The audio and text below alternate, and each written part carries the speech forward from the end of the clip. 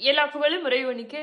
அஸ்ஸலாமு அலைக்கும். சில நேரங்கள்ல சிலர் குழப்பமான நிலையில இருக்கும்போது இந்த மாதிரி யோசிப்பாங்க. இன்னொருத்தரை பார்க்கும்போது, அவங்க வாழ்க்கையில முன்னேறக்கூடிய அந்த நிலையை பார்க்கும்போது, அவங்க சாதிக்கும் போது, அவங்க வாழ்க்கையில வளர்ச்சி அடையும் போது எப்படி சொல்லி அவங்கள சமாதானப்படுத்திக்கிறாங்க அப்படின்னு சொன்னா, நாம பலவீனமா இருக்கிறோம், நமக்குள்ள ஏதோ ஒரு பயம் இருக்கு, அவங்க எல்லாம் ரிஸ்க் எடுக்கிறாங்க, அவங்களுக்கு எதுலயுமே பயமே கிடையாது, நமக்குள்ள ஒரு பயம் இருக்கிறனாலதான் நம்மளால அதை செய்ய முடியல அப்படின்னு பேசக்கூடியவங்க நிறைய பேரை நான் பார்த்திருக்கேன்.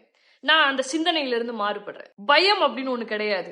பலவீனம் அப்படிங்கிறது உடல் அளவுல வேணா வரலாமே ஒழிய மனதளவுல பலவீனம்ங்கிற ஒரு விஷயமே கிடையாது. நம்ம எதை பயம் அப்படின்னு சொல்றோம்னு சொன்னா, இப்போ ஒரு விஷயத்த அதனுடைய அடிப்படையான எந்த விஷயங்களுமே தெரியாம அதை நீங்க ட்ரை பண்ணக்கூடிய அந்த நிலையில அனுபவமே இல்லாம நீங்க அதை ட்ரை பண்ணும்போது அந்த நிலையத்தான் நீங்க பயம் அப்படின்னு சொல்றீங்க.